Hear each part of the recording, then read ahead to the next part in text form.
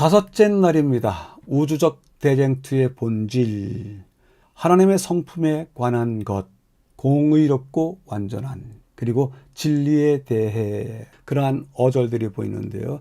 다섯째 날 이야기하는 것은 대쟁투, 그것은 하나님의 성품에 대한 싸움이다.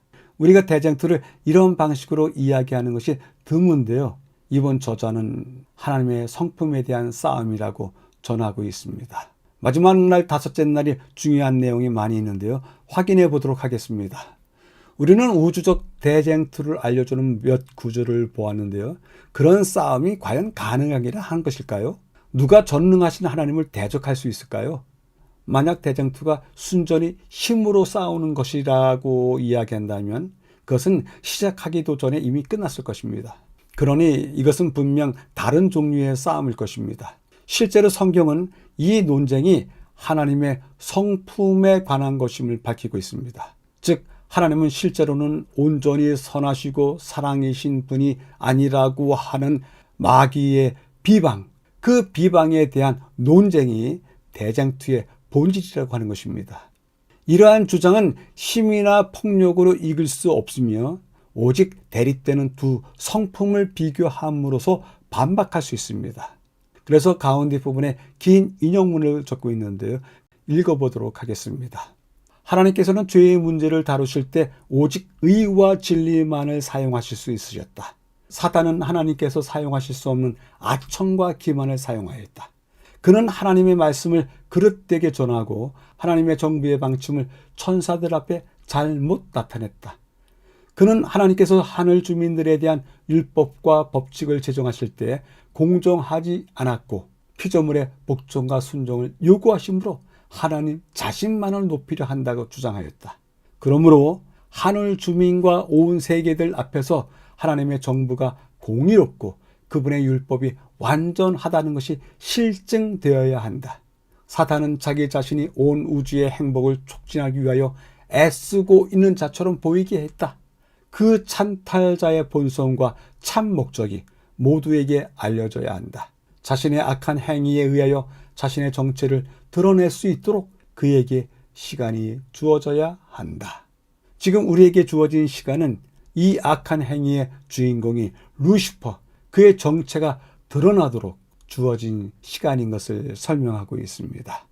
마지막 부분에서는요, 성경 말씀을 읽고서 시작하는데요.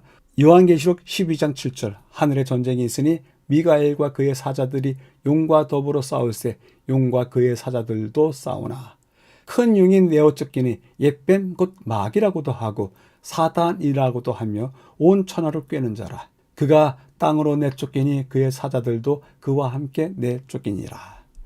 이 구절은 마귀의 본성과 그의 전략에 대해서 말해주는데요.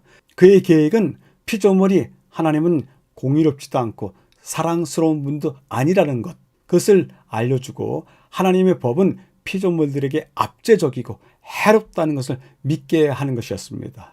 예수님께서 마귀를 거짓말쟁이요 거짓의 아비라고 부르신 것은 당연한 것입니다. 예수님은 하나님이 어떤 분이신지, 하나님께서 어떤 계획을 갖고 계신지, 그분이 가지신 진리에 대하여 증언하러 오셔서 사탄의 거짓과 비방에 직접 반박하시고 마귀와 그의 권세를 물리치고 궁극적으로 그를 소멸시키셨습니다. 요한계시록 12장 9절과 10절은 사단을 다음과 같이 표현하는데요. 큰 용, 옛뱀, 온 천하를 꿰는 자라, 참소하던 자, 이런 단어들로 설명하고 있는데요. 마지막으로 살펴볼 단어가 하나 더 있는데요. 마귀라고 하는 단어입니다. 마귀를 헬라어 원문에는 디아볼로스라고 씁니다.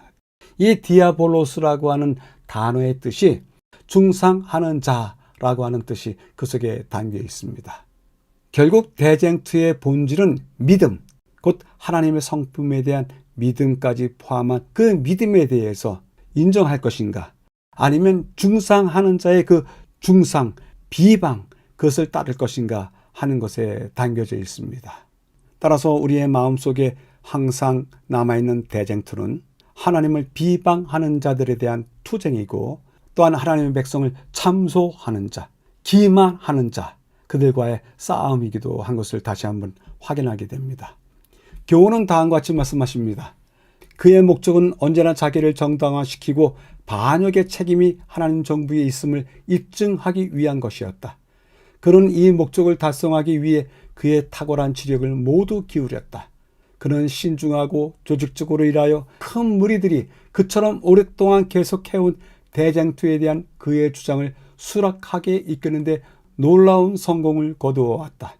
수천 년간 이 반역의 괴수는 오류를 진리라고 속였다. 그러나 이제 그 반역이 마침내 실패로 끝나고 사단의 경력과 품성이 드러날 때가 왔다.